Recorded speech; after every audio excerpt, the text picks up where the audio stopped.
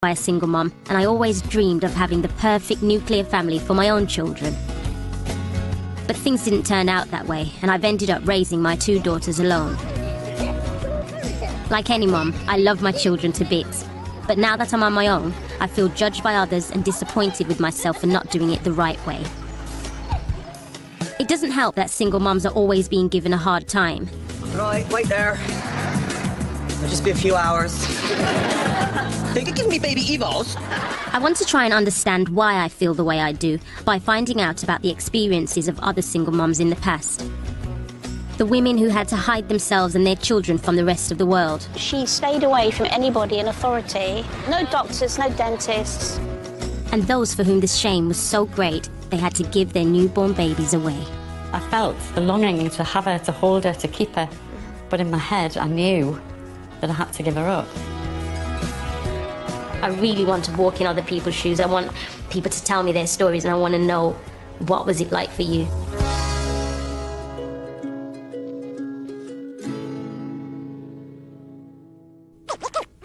Give me that beat, y'all. DJ, give me a beat, I can rap like this. I wanna do it to clean up. 11 years ago, when I was 19, my music career was just taking off. Turn it up. I was traveling the world and had won my first big award when I found out I was pregnant. So ridiculous. I just remember thinking at that point, you've messed up. And I thought, once I told my record label, I'd be dropped. Rock, two, you can stop it now. Put it back. Go. That's it. Look there. I never wanted to be a single mom. Even now, I don't want to be a single mom. That's not, definitely was not one of my ambitions. You're going to help me do Tasha's hair? You know how to do it. Why don't you do this one? And then I'll... I'm a stylist. You're her stylist. This is Tasia, and she's 10, and this is Tiani, and she's 5. They see their dads at least once a week and spend time with them, and that's something that I actively encourage. I want them to be close to their dads. I want them to have that father-daughter relationship that I've always wanted myself. And when their dads come and I see them jump into their arms, I just think, oh, it's lovely to see. It really is. I had Tasia with my first love, and my first love was by far the wrong love. Basically, it was a domestically abusive situation. Start with Tiani, and it was just one incident, and I just got out of there. And I think that had I not had Tasia, I would not have had the balls to get out. When Tasia was 3, nearly 4, I met Darren. I would describe that as a bit of a whirlwind romance, to be honest. I became pregnant quite early on in that relationship, and I didn't want to be on my own. I didn't want to admit to myself, oh God, I've failed again. And so we stuck it out for like 5 years. It just got to a point where we were just being horrible to each other, and I just thought, well, this isn't a nice environment. This is no nicer an environment for our children than us being apart. I'm in no way like a promiscuous person or anything like that, but I've got 2 children by 2 different dads. It really is something that I'm not proud of. I'm really, really not proud of. I do wish that I'd done it right, and when I say done it right, I mean, met someone, be with them for years, get married, and then have children, because I think that's the right way to do it.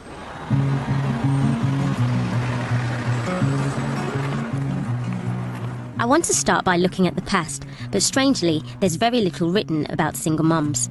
Wall, Tudors, Great Harry, The Prince.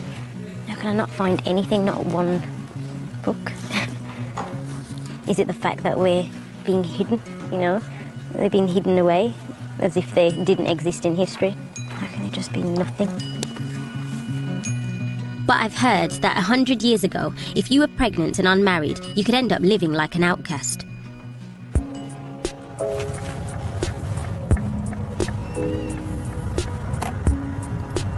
I'm off to visit a place which used to take in single mums who had no way of supporting themselves. It's called a workhouse, and there was one of these in every town. This looks so bare. All them closed in as well, like a prison or something. Hi, I'm Jamelia. My guide, Catherine, is going to show me around. Welcome to the workhouse. Thank you very much. So basically, 100 years ago, this was probably a place where mothers today, single mothers today, on benefits would have ended up. If you're a mother with children and your family is not going to be able to support you, then basically you're going to be destitute, and the only relief that can be offered to you is the workhouse. Yeah. The idea that you've had sex outside of marriage is very bad, and the Victorians are making a concerted effort to try and stamp it out. They're doing that because it's very rampant, it's very prevalent. It's not like it's not happening, and it was very common in society. And so they're trying to find a moral way of reforming people. Sounds like the workhouse was a kind of hiding place, you know, for anyone that society was embarrassed by. Let's put them in the workhouse. Was it that kind of thing? They do have a physical separation. There are high walls around the garden so that the people in the workhouse can't see beyond the workhouse. There are no windows on the side walls so that you can't see beyond the workhouse property, and equally so people can't see in.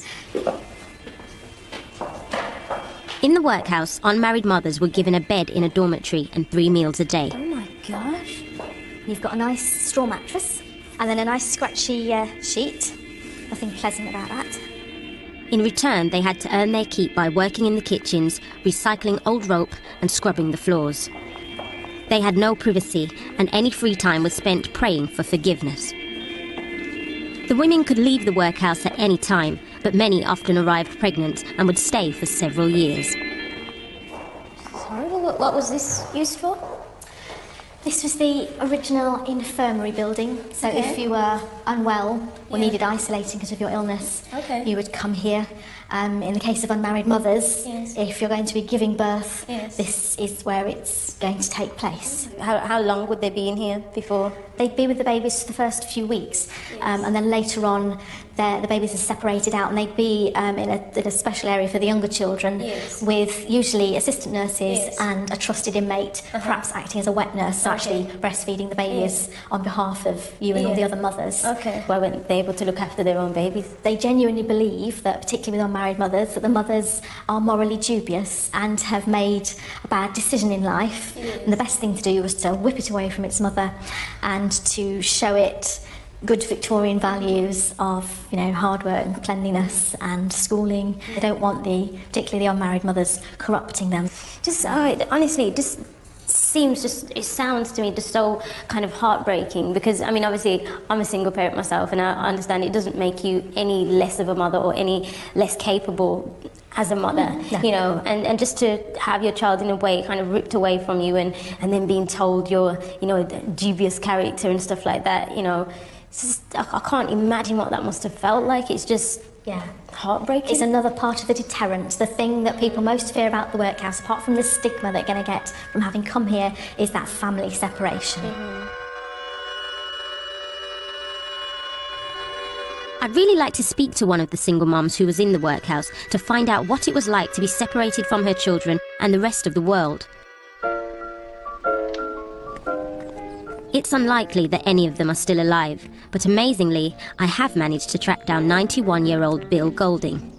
He went into the workhouse with his mum in 1924 after she was thrown out of home by her family for having a second child out of wedlock. Hello. Hello. Hello. Hi, Bill. Nice to meet you. How are you? Thank you. What was your mum's name? Ida Rose. Ida Rose. Oh, that's a nice name. That's a nice name. Do you remember anything about being there? Yeah, well, I do remember the smell, carbolic and stale bread. And I remember the old women, they always looked old in those days, scrubbing the floors. Yeah. What would your mother's father thought about her having a child out of wedlock? Well, I disapproved, of course. It was frowned upon in those days. And, well, it was a stigma that I carried along with me as well, you see. You were called a bastard, for starters. One thing about being embarrassed about things, when I got married in 1945, when it says father's name, rather than say I had no father, I said, oh yes, my father was William Golding, deceased, you see. So, so you told a lie. To save embarrassment for everybody. Yes. You know. So did your wife know you were born out of wedlock? Yes. Yes. Did she know at this point? At that point, no. Wow. I mean, are you happy that the world has changed in the way that it has? Well, the world gets better all the time, I think. Yeah. When I talk about the good old days, it was not at all. No. It's really sad. Bill was sent to a children's home after being in the workhouse and hardly saw his mum again.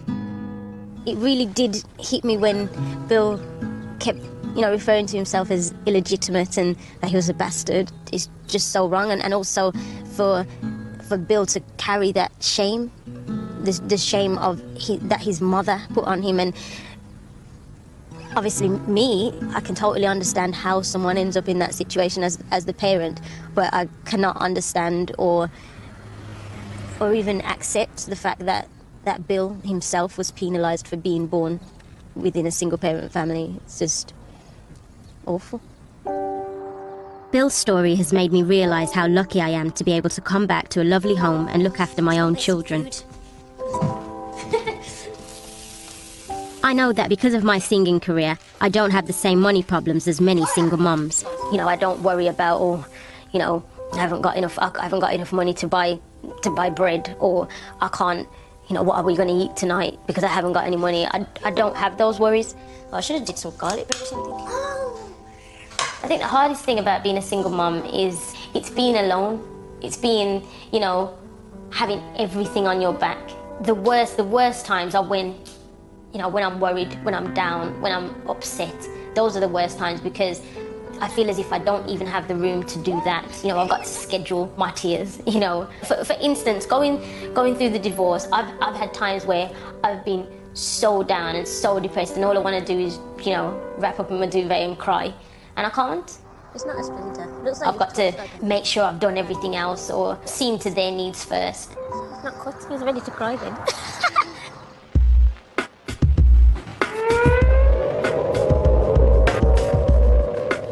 I've discovered that during the Second World War, the number of women having babies out of marriage went up. And there were also a lot more women raising their kids on their own because their husbands were away at war. But even in this climate, it seems that there was still a huge stigma about being an unmarried mum. I know this because I'm really struggling to get anyone to talk. For you to be willing to share your story, we have tried so hard. Eventually, I strike gold with Micheline, who has agreed to tell me her own mum's story. It seems to be a point in time where that people are kind of embarrassed about, about this subject in particular. How does that make you feel? Is it a familiar feeling? Being in the street is very strange because this is where I grew up, and I remember being a tiny kid.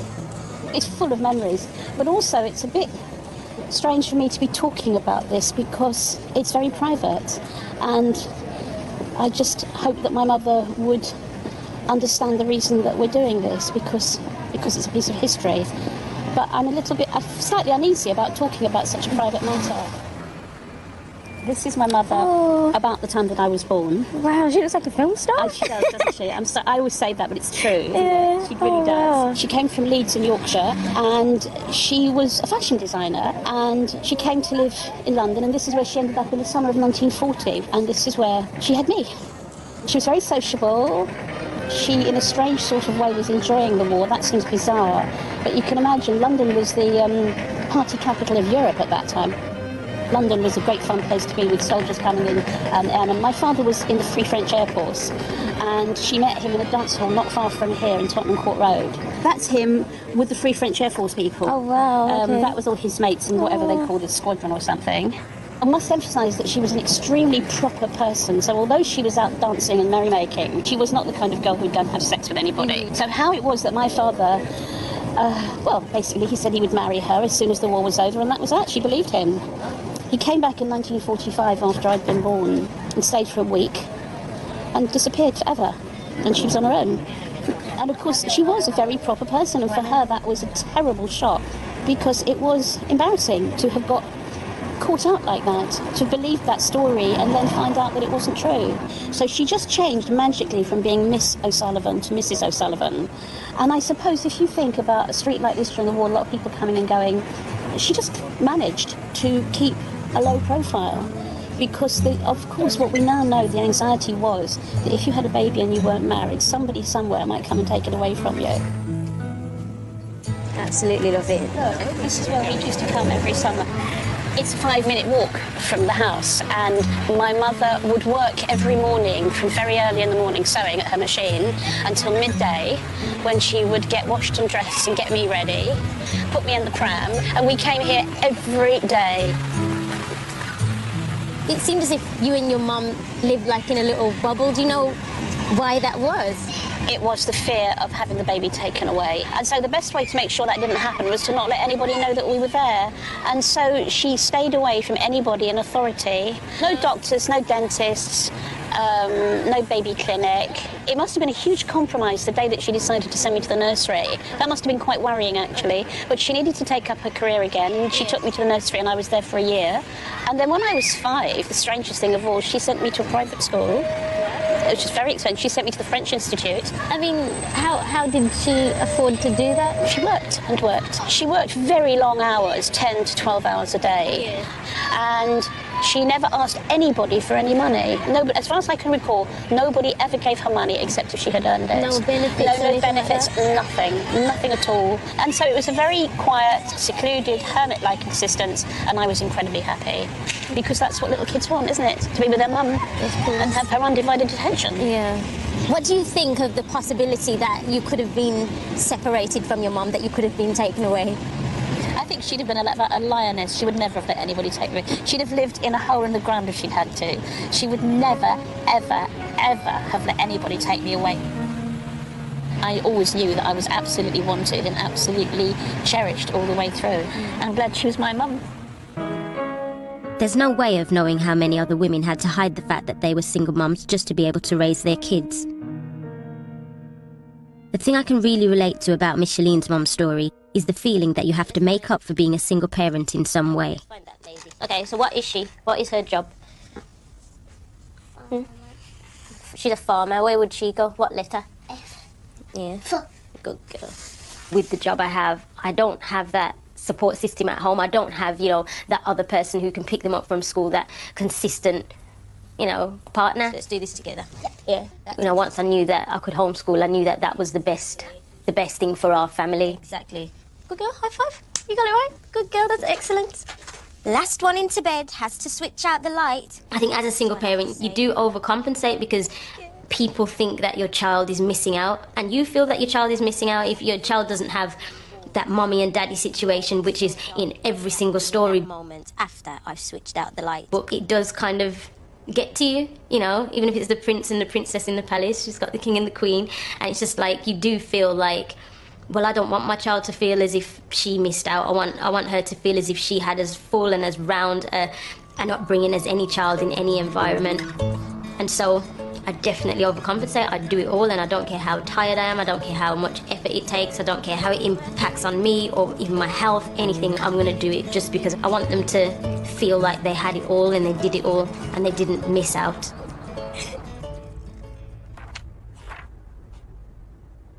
Looking at magazines from the 1950s, it's clear that the traditional family continued to be the only option for women. Teaching you how to make jelly and fudge. Perfect homemakers. Shirt expertly ironed. Could do with reading this. Every single thing is aimed at the nuclear family. Everything is aimed at that whole situation, and any pictures, any representation of women, there seems to always be a man next to them. The art of marriage.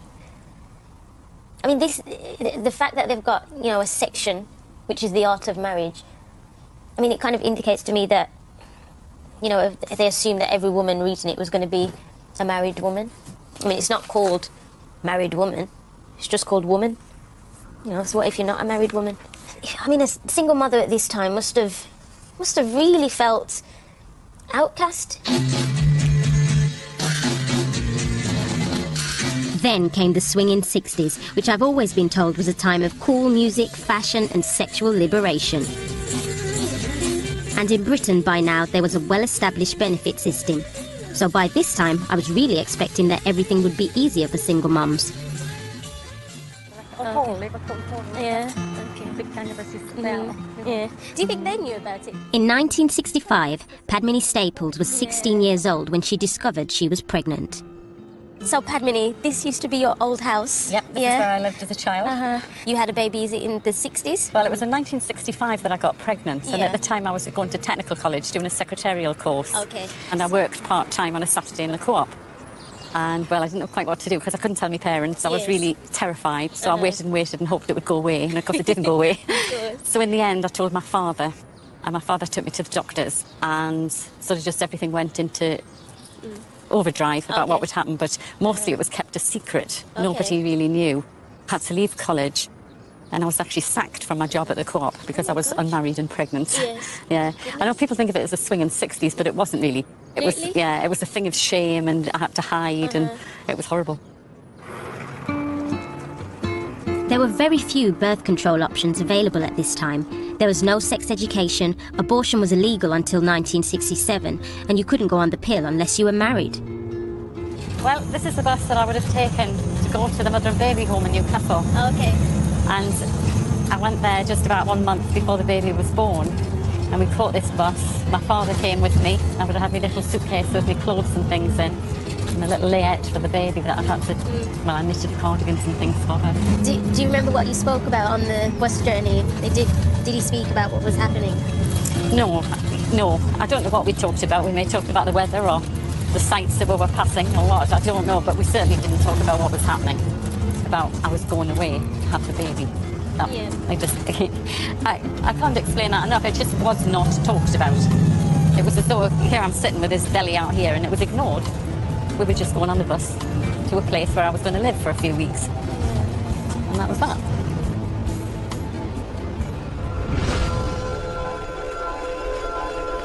Unmarried pregnant women would be sent to church-run mother and baby homes, like Elswick Lodge, 8 weeks before their due date. Some did keep their babies, but many, because their parents' shame was too great, had to give up their babies for adoption. How do you feel being back here? Strange. It's very strange. I mean, did your dad just say bye at the door, or...? He was actually shovelled away by... I don't think he stayed any time at all. He just left me at the door with my bag. This was the main sitting room, and we used to all go in here and sit round in chairs knitting, or knitting when we were pregnant. Knit. So, Did you have like a kind of, like a unit of friends? Did you find... yeah, I made one or two very close friends. Actually, when I came to be here, it was a relief because it was so nice to be with other women who were all in the same boat, younger women, older women. It was just such a relief to be able to talk about things and feel the same, not feel so ashamed as we had at home. Yes. When you'd had your baby, you came out to the annex and went into the bedroom up here. Where did you have your baby? Did you go to hospital? I did go to hospital to have my baby, and Okay. actually took you by taxi then when you were in labour. They took us to taxi. Did your parents come and help you? No, you're laughing. You're laughing again. yeah. It's just so bizarre. No, nobody went with me. I went totally on my own. The whole thing I did on my own. I think my dad came once to see me. So your parents did know you'd had the baby? Oh, yes, they knew. Yeah. But my mother never came to see me, just my dad.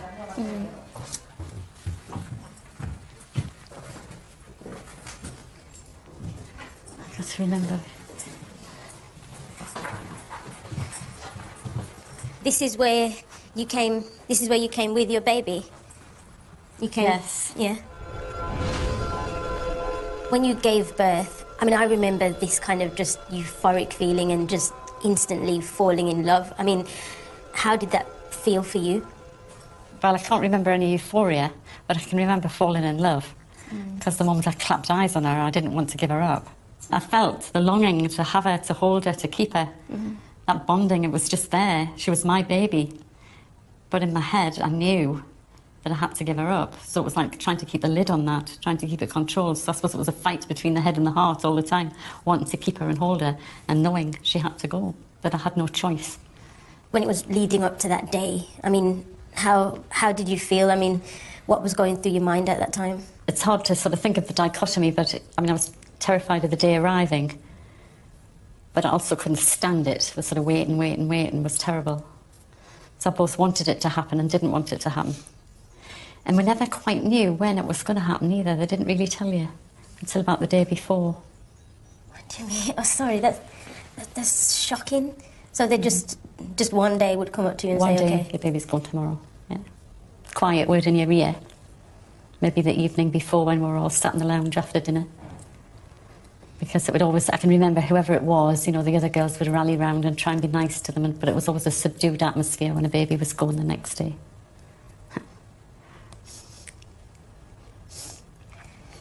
So when it came to that point where you had to go there. Sorry, I'm getting really upset. Sorry.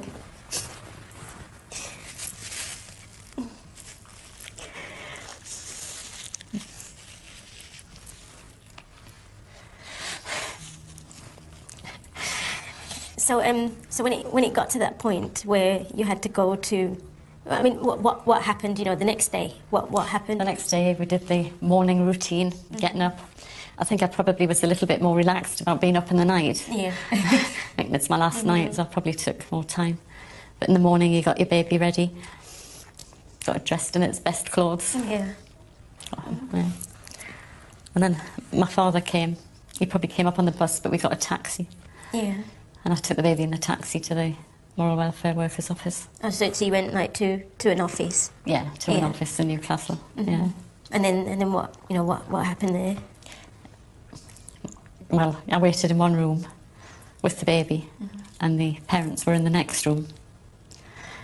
And then the moral welfare worker took the baby into them. And I was just so distraught and crying and things. I was supposed to meet them, but because I was so distraught, they let the parents go. So when I was ready, when I pulled myself together and said, "Can I see them now?" it was too late. They'd gone. Yeah. I mean, what did you feel at that point? I mean, did you get to kiss her goodbye? Did you get to, what did you do at that moment? I kissed her goodbye. I hugged her and I said goodbye and told her it was for the best. I mean, so once you'd experienced that and having to leave, I mean, did you feel as if you were reluctant? Did you feel as if this wasn't really a situation that you wanted to happen? I knew I didn't want it to happen, and I knew it had to. And it was kind of just, let's just get it over with. Let's just get it over with. So going through the motions of doing it in some kind of fog, really. Because, well, I cried and cried and cried. I cried all the way home in the bus. I cried myself to sleep for months and months and months afterwards. And I had to sign the papers in about the October. And I had an interview with somebody, and I don't know who the somebody was, but I can remember she was some kind of social worker person. And I remember having to answer lots of questions, and I was upset there, and I was crying. And she told me to shut up and stop crying, that not to be so silly, it was months ago now, you should be over it by now. I know, in 6 months. I haven't got over it. I haven't got over it in 47 years. I certainly hadn't got over it in 6 months. Sorry. Yeah, sorry. I really didn't want to get upset. Thanks so much. The older generation are holding in so much. 500,000 women had their babies taken from them. You know, it wasn't, even though they may have signed the papers, they didn't want that to happen.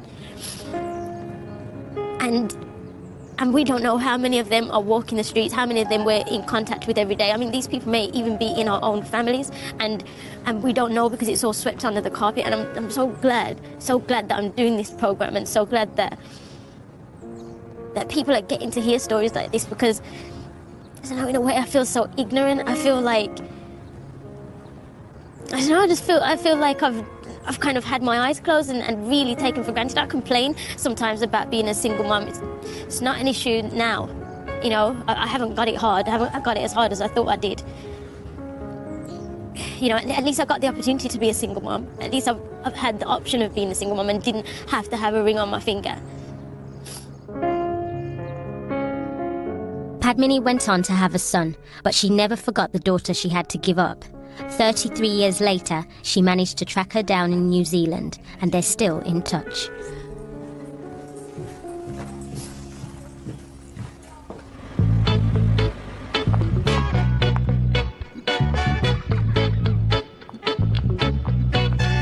Things must have changed quickly, because in 1980, 14 years after Padmini had her baby, my mum got pregnant with me. Esau. My sister wants to know if you can be backup dancer. Does she? Is she good at dancing? I wish I could bring her back here and chat about what it was like being a single mom in the 80s, but she lives in Jamaica now. Not even for a second did she feel that she wasn't going to have me, or that she couldn't have me, that she would have to give me up or anything like that. I know that it was always, okay, I'm pregnant, that means I'm going to have a baby. And I think that's very indicative of the fact that times had changed by then. I mean, this is only, my mum had me in 1981. This is only, 13, 14 years after Padmini's story, where she felt as a 16-year-old getting pregnant, 16, 17-year-old getting pregnant, that she had no choice, she had no option. It was that unspoken rule.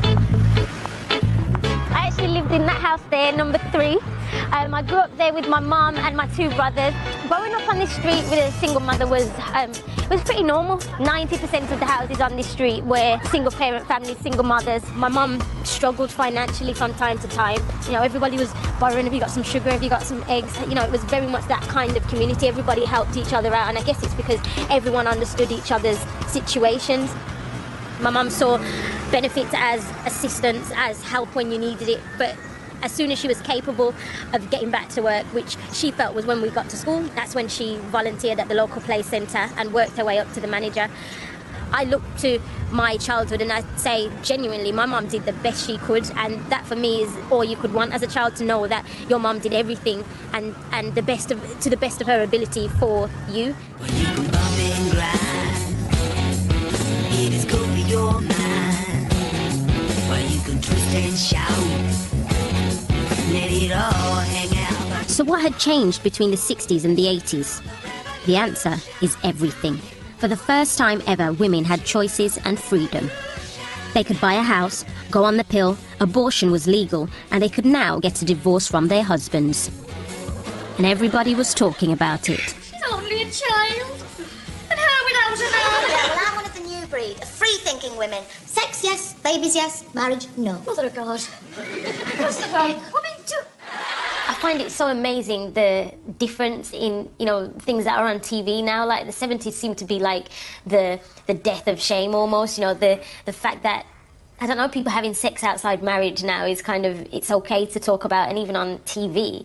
I mean, it's not, the thing is, it's not that long, but I guess maybe these new changes that came in really did make a huge difference and, had that kind of an impact on women and popular culture as well.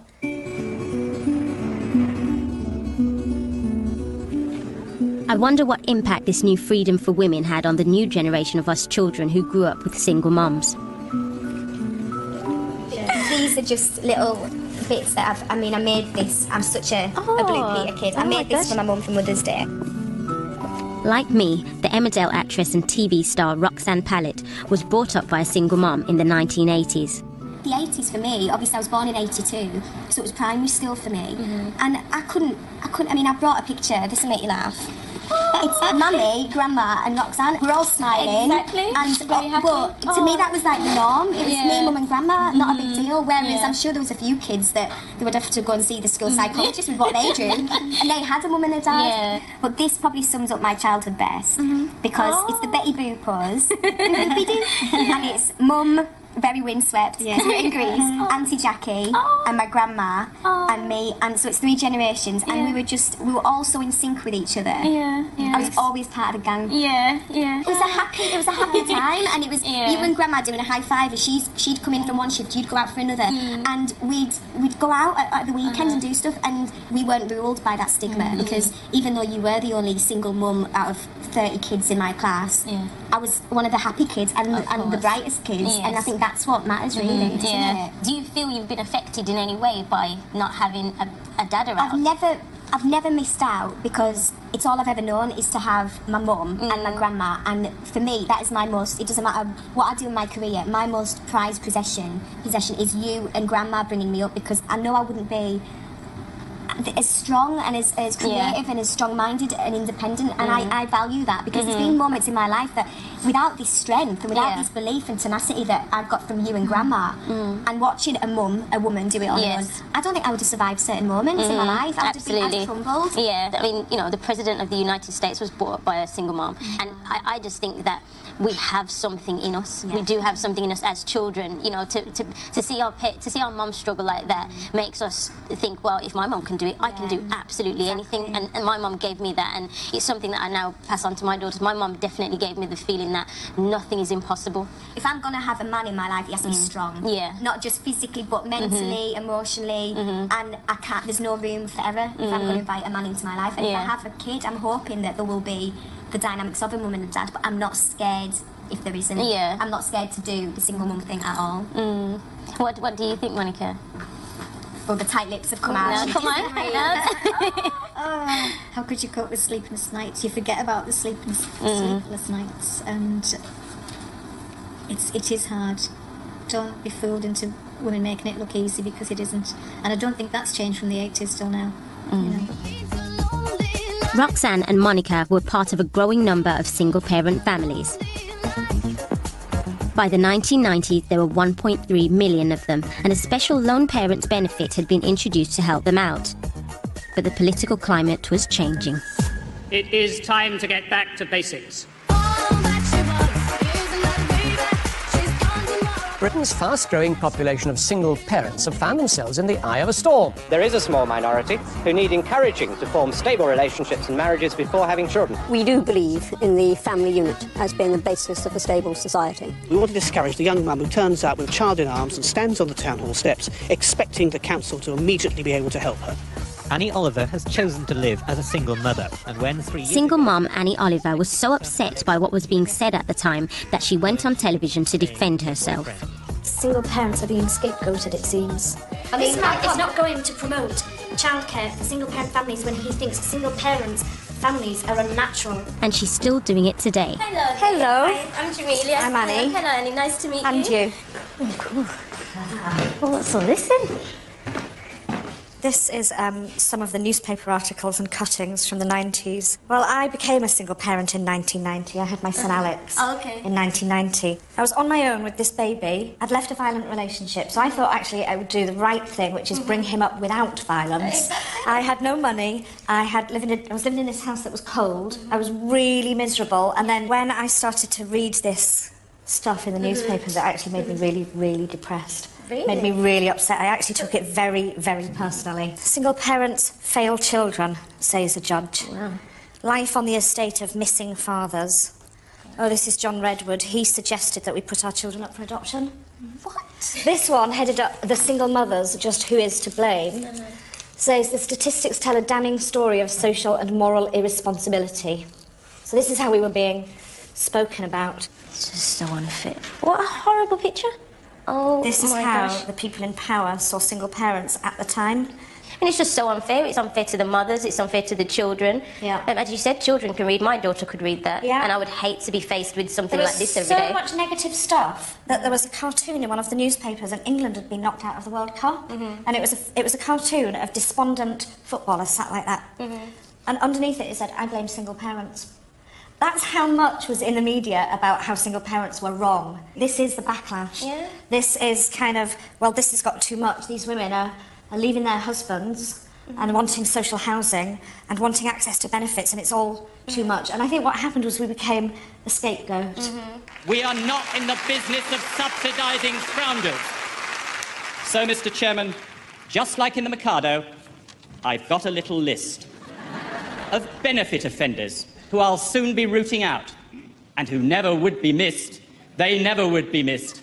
There's young ladies who get pregnant just to jump the housing queue, and dads who won't support the kids of the ladies they have kissed.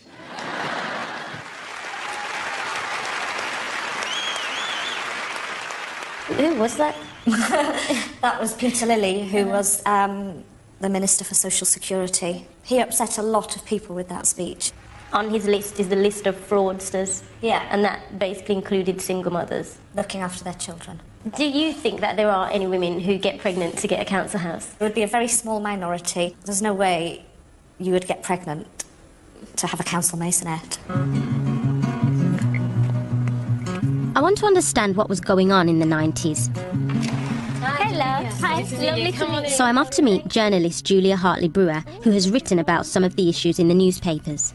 I'd love to know where it kind of came from. I mean, was it the politicians? Was it the media? Did the media just make it up, or what the government and I think the media were reacting to, and the public at large as well, was the sort of the evidence before their eyes, the anecdotal evidence and the statistical evidence that backing it out. Unfortunately, it is the case, whether you like it or not, that a child who comes from a single parent family, regardless of the income of that family, regardless of whether they're middle class and educated, as opposed to a two-parent family, is more likely, by a long way, to turn to crime, more likely to use drugs, more likely to have an alcohol problem, less likely to be in full-time employment, more likely to have a teen pregnancy, and more likely to do badly in school. And the statistics, on average, are not good. I mean, did the government kind of want to get into people's heads that being a single mum is bad? It's bad for your children. It's, you know, and I think the idea was not to say it's bad, but to say it's not desirable. And we did have a benefit system, which is now changing, where there were these perverse incentives where a woman who was single would be better off than if she stayed with a guy or if she moved in with a new guy. And actually, we were discouraging by, you know, a couple of grand a year, which for a lot of families is a huge percentage of their income,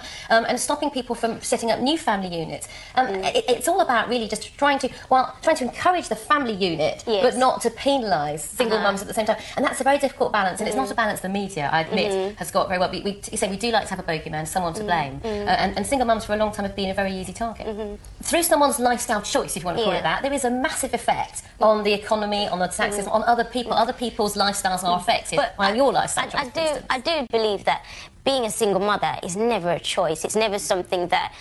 I mean, it's very rare that someone has set out and said, you know what, I'm going to do this on my own. But there are some women for whom there is a choice, and for whom that is a financially sensible choice in terms of getting on the in terms of getting council housing, in terms of making a living, because they're never going to work, they're never going to be get a home of their own otherwise. But and I find that picture of a single mother is the one that is painted to represent all single mothers, mums. and I mean that surely is unfair. I mean, particularly because most of us don't want to be in that bracket and are not in that bracket. No, exactly. But media-wise, they were the ones that were chosen to represent all single mothers, and is that intentional?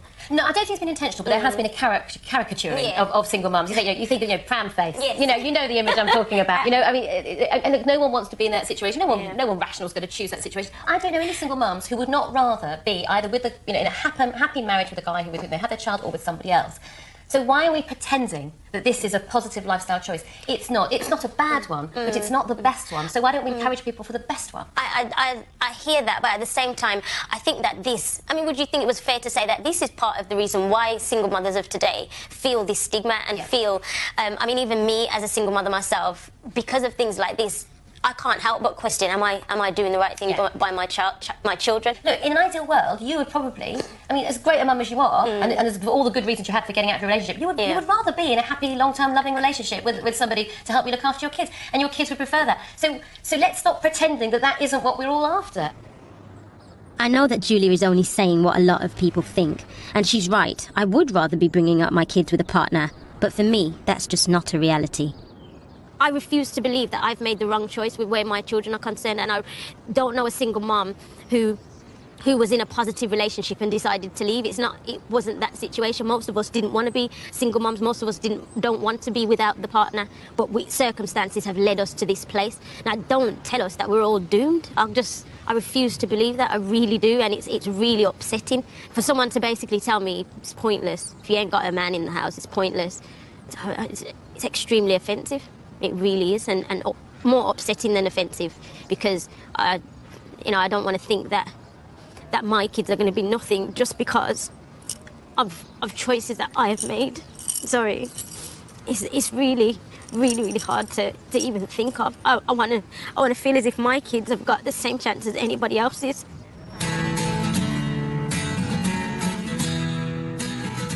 It's becoming clear why I don't feel proud to be a single mum. In the Daily Mail, it says the collapse of family life. Births outside marriage hit the highest level for 2 centuries. Some 46% of children are born to unmarried mothers, according to research by the Centre for Social Justice. The think tank said a child growing up in a one-parent family is 75% more likely to fail at school, 70% more likely to become a drug addict, and 50% more likely to have an alcohol problem. I think it's because of things like this why single mothers can feel sometimes that a bit bogged down with society's views, with other people having preconceptions and coming up with their own opinions and prejudices because they're fed crap like this. I think it definitely affects how we're looked at, and I feel that as a single mother myself, this is part of the reason why I fight so hard, why I try so hard, and why it's so important for me to show people I can do it, and to do more than the average, you know, to do more than possibly a married mother would do, because I just feel I've got much more to prove.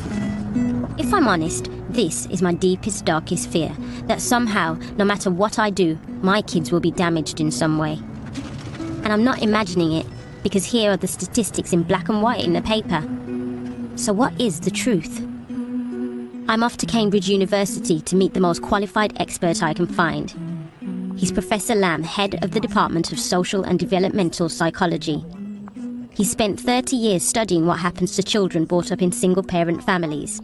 Perhaps he can tell me what these statistics mean and whether we are really to blame. This is an article that was in the Daily Mail, and basically it's saying that a child growing up in a one-parent family is 75% more likely to fail at school, 70% more likely to become a drug addict, and 50% more likely to have an alcohol problem. When I read this, I literally picked up the newspaper and I saw it, and I was literally horrified. As a single parent, I was just thinking, oh my gosh, my children are finished. Right, and I think, of course, that's part of the message that people are meant to get when they read these stories. But of course, it does involve presenting the statistics in the way that makes them seem most scary. In most studies, you find that somewhere around 15% of the children in two-parent families show some sign of maladjustment. If you look at a group of children in single-parent families, you find 25 to 30%. Okay. What this means is that the majority of children in both these groups are absolutely fine. Yeah. So here you have 85%. In the other group you have 75%. Now they don't look quite so different when you look at these statistics. The positive side of it, yeah. What this means is that the problem isn't the single parents, because the majority of the children in single parent families are doing just fine. Yes. I like to think in terms of three types of factors that help explain it. So the first of those have to do with the children's relationships with their parents. Okay. Second factor is the amount of conflict that the parents are engaged in. Okay. And we have lots of evidence that conflict isn't good for children. Of course. And then the third factors have to do with the social and economic circumstances. For as long as I've been around, the single most economically disadvantaged groups have been single mothers. Okay. So it's not the fact that you're a single mother. It's the fact that you're a single mother possibly facing one of these struggles. Which may make it more difficult for your children, but in most cases, most single mothers are raising their children as well as most two-parent or married mothers or cohabiting mothers. So it is important to remember that actually the majority of kids, the majority of families do fine. Yeah. It's good to know that is.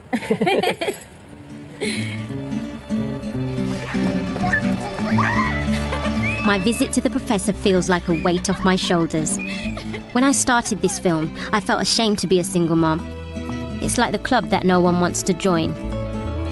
What I've learned is that although circumstances might have changed dramatically over the years, we don't have to go to workhouses, we don't have to give up our babies for adoption or hide our kids away.